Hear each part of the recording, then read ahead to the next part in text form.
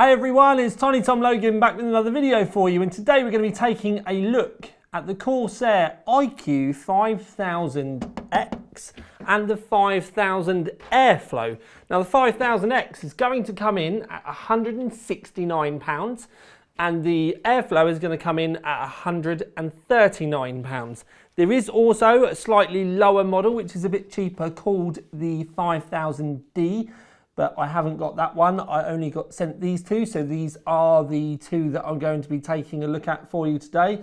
We have done some thermal testing to give you an idea about what you can expect from it, but I will actually talk to you a little bit more in depth about the kind of system layout and the sort of things that maybe you might want to do at home to get better performance from one of these.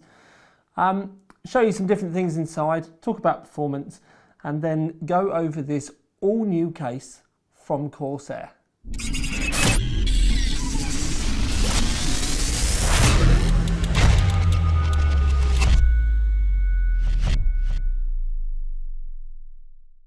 So the main visual differences with the two cases are at the front and the top, which is also where I normally start with my review. So you can see the X has the glass front panel and the Airflow has the metal perforated one. They are actually both removable and, I might add, interchangeable as well. Now that works for the top as well as the front, and you can actually change the side panels on them as well if you like. Now when it does come to changing the panels, if you did want to buy them from Corsair, they are saying that they're going to be available separately as well. When we come up to the roof, I will tip this forward so that I can show you. Oh, well, that's not going to work, is it, Tom? Because we're such professionals. Anyway, so if I tip it forward, there we go. Power button, couple of USBs. They're A types, but they are 3.2 Gen 2. Then you've also got the C type here, headphone microphone combo, and then you've also got a reset button. When you do take the roof off, they have got some lovely little details on like that Corsair part there. It's little rubber. I haven't taken the plastic off, but it is little rubber, and then some of those details are also carried on with the rest of the back of the case. So you can see that you have this little yellow tab at the back for the mesh, which exposes the dust filter, the radiator mount underneath. Now you can see that you've got 120mm mount here, and you've also got 140mm mount. The only thing that I would say, looking at the roof of the case, is it's a shame it's not an offset 120mm as well. This 120 does sit pretty much in the middle of the case, which is the only thing that I can really pick fault with the top of the case. The top of the case is the same with all of them. It's just the panels that go over the top. So the D, rather than glass, would just have a completely solid metal top. Then there are some slight differences down the side of the case, in that the Airflow has a metal side panel, which is perforated, so you still get the airflow, but the X, this is actually glass with the vent in it. I'm going to concentrate my review on the glass X because that was the last one that I tested. But like I said, once we get on the inside, everything's pretty much the same anyway. So you've got the externals which have slight differences, but then the internals are pretty much exactly the same. So there is a distinct possibility that the case is actually going to fall off of my wheel today, because it's actually right on the limits of where the feet can sit. But anyway, so we have looked at the front end of the case. The X comes with 320mm fans in the front. The Airflow actually comes with one, and it's these are RGB. The Airflow ones are non-RGB, and there's only one in the front and one in the back. The X does not come with a fan in the back, but for the sake of testing, which I'll explain later, I have fitted a fan in this from the Airflow. I know that's confusing, but I just want to get that kind of point across. I will explain why in a minute as well, because this is more meant as a base for a largest kind of system build, and I will go into those details in a bit. So it does come with 320mm fans in the front, up to 1450 RPM, and they are RGB, and they will work with iCue and everything, but there is all the gubbins in the back. So you do get a mount for 120 in the back, no 140mm support. You can see that we do have a vertical mount over here as well. Normal 7-slot layout, power supply in the bottom, which you can have either way around, and there's no right or wrong way. And then you do get a little dust filter for your power supply at the bottom, when I can get it to slide in. There we go. Now, round the back.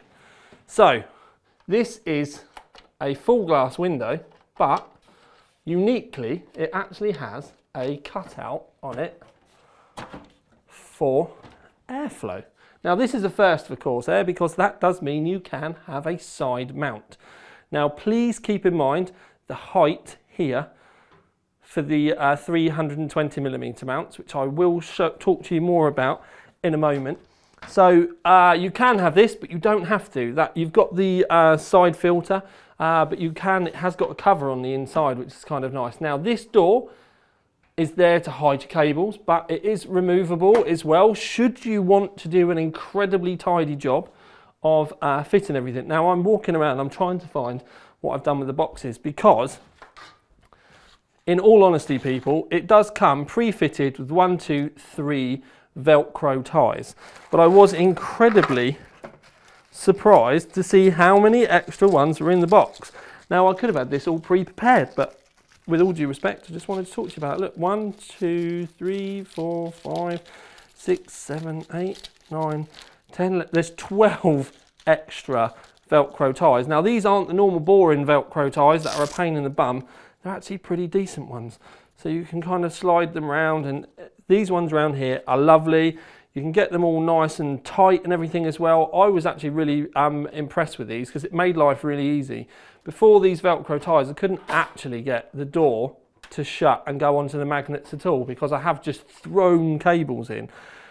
Now, we do have an RGB hub up the top here, and that's got the ability to have 6 fans in there in total. Then there's a PWM hub over here as well that you can have up to 6 fans on as well. It's powered by a SATA power at the bottom, and then there's another cable that comes up around that you can plug into any of your PWM ports on your motherboard, and all of the fans on the hub will mimic that. So if you put it onto your CPU, you could have your AIO and your front fans with exactly the same fan speeds. Obviously, you can configure it however you want to work out if you want it to be running differently. I was just looking for the extra USB thing in the case then, and I believe I've been silly and moved it.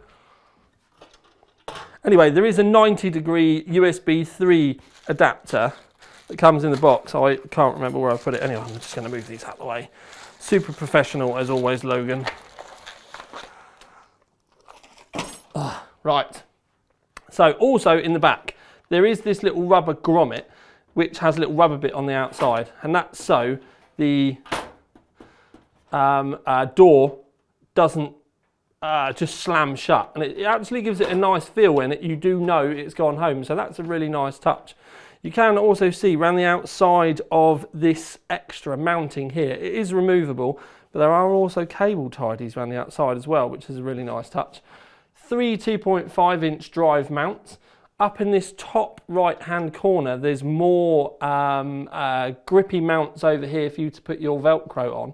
So you can get your cable tidies in there really, really tidy if you want to. If you do need to have access, it's finally slid off the end.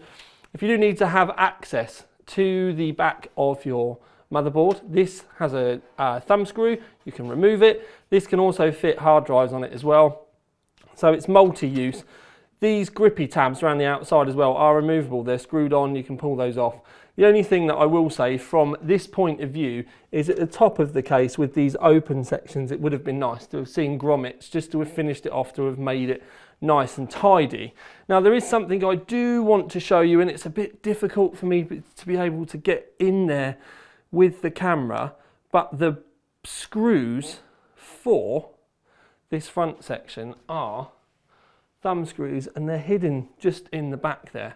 I think you can just see the thumb screw at the bottom. There is another one further up at the top. And again, it's quite difficult to be able to get it in, but it's near the other screw anyway. You can see it there.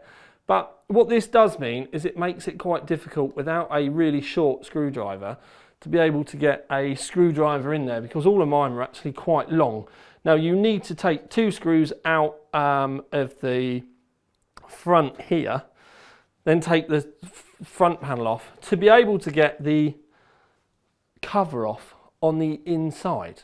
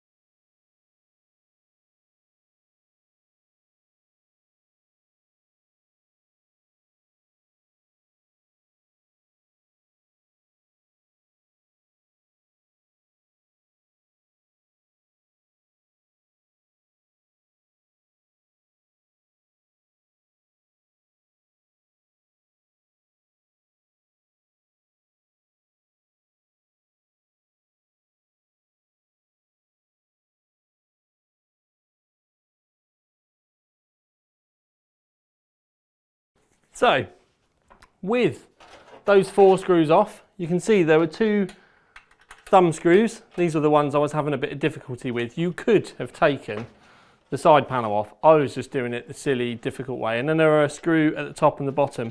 When you do go to pull it out though, you do have to lift it up to release it, because there are tabs on the bottom that need to be lifted out. It's the same with putting it in. When you do get it in there, you need to push it in, locate it, then slide it down to get the screws to locate. And what you did see me find was the USB adapter that I was talking to you about before. It's a 90-degree adapter. Nice little thing to come with the case. That I do quite approve of that. Now, what we can see here is this plastic section at the front of the case is kind of, well, not kind of, but it is blocking the route for this, because this radiator or these mounts sit a lot lower than the front mounts. But there are 2 thumb screws. There's one at the front, which I will try and stay out of the way to get rid of, and then there's another one round this side. Again, need a screwdriver. I didn't even do these up with a screwdriver before. But once you've released the thumb screws, you can remove that piece. And they do come with this. So what you do, now the one thing that you do have to try and remember is that there is this locating dowel. Now the easiest way I have found is to lift the front up first, get everything aligned, and then push, give it a bit of a tap, and then it will all go in. Now, put the thumb screw in, and there we go.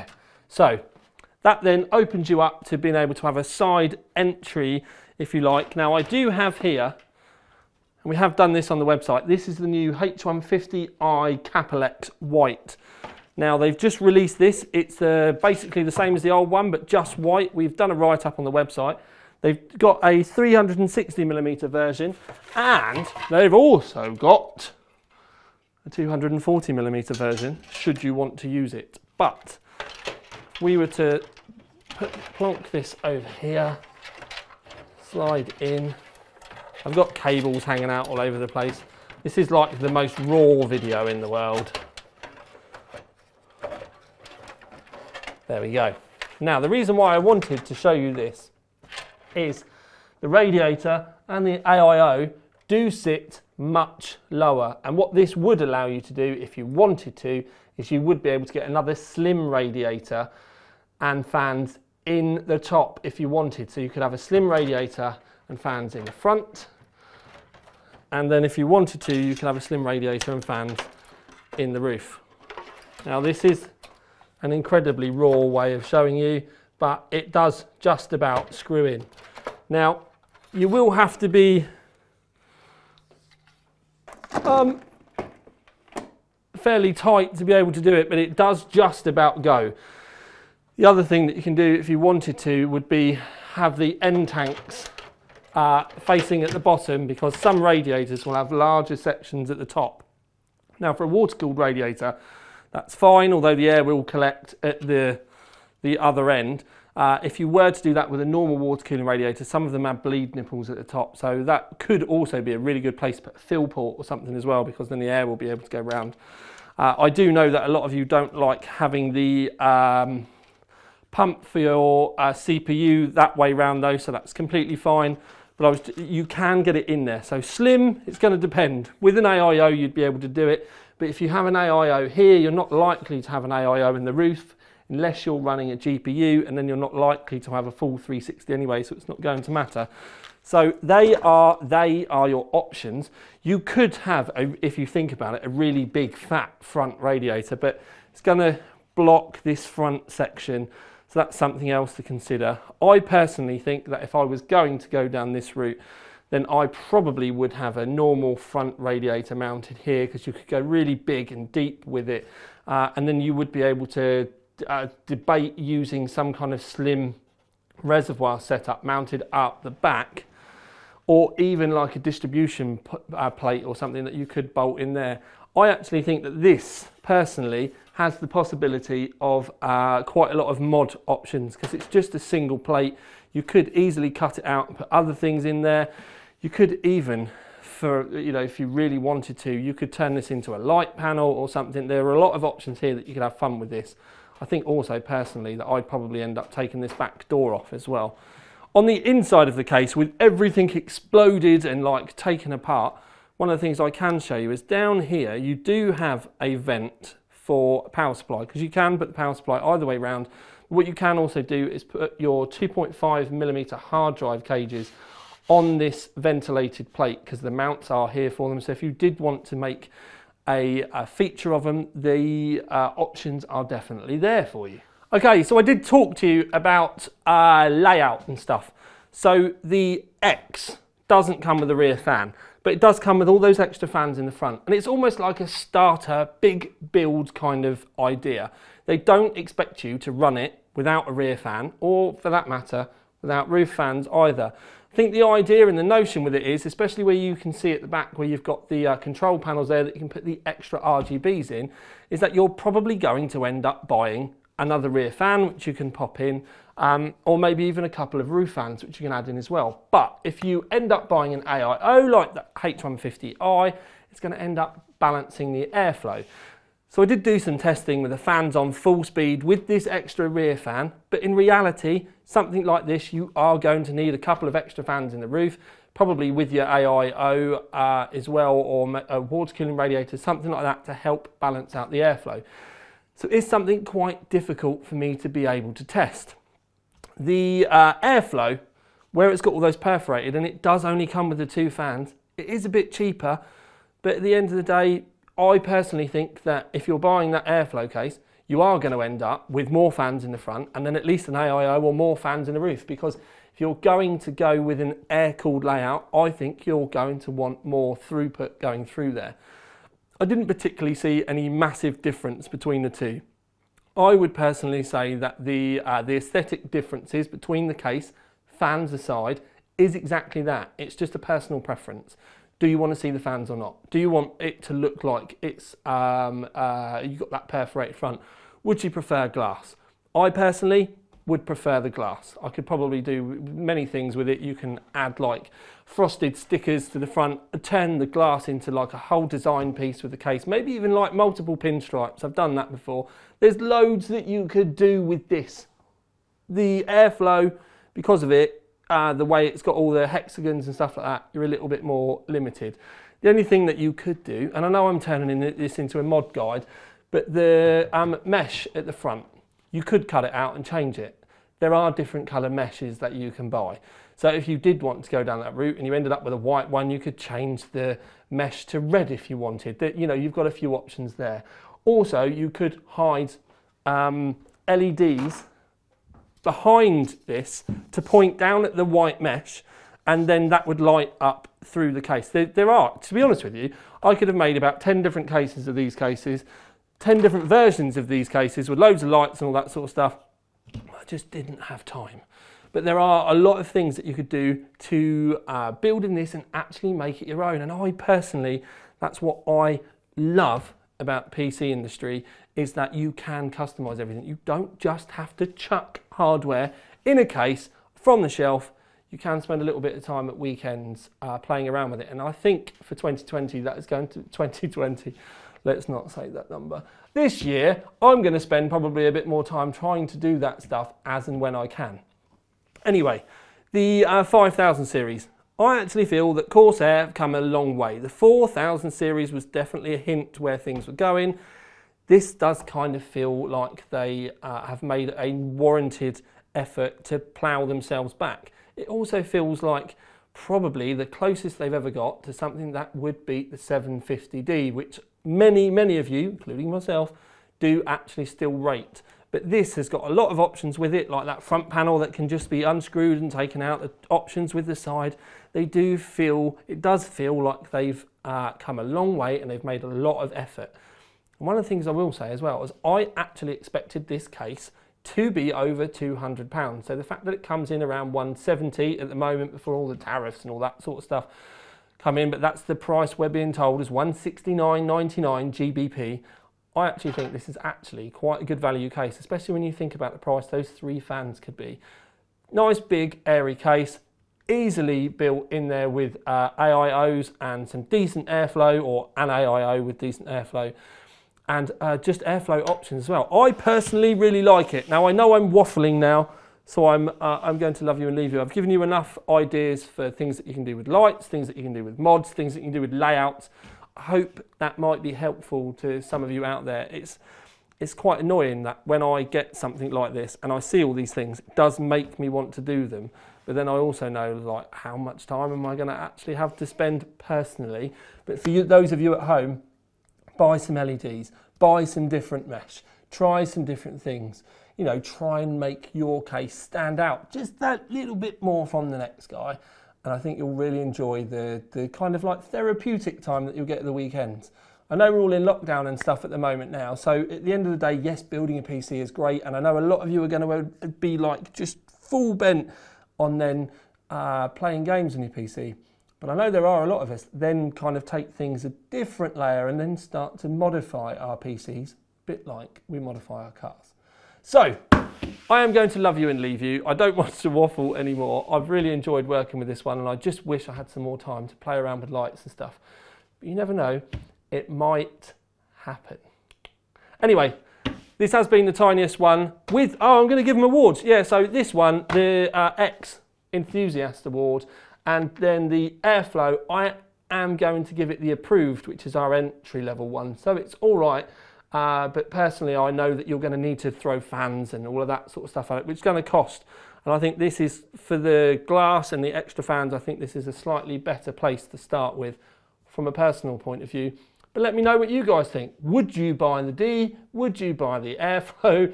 Buy the D. Buy the Airflow. I sound like Joey now, don't I, from Friends? And now I sound old.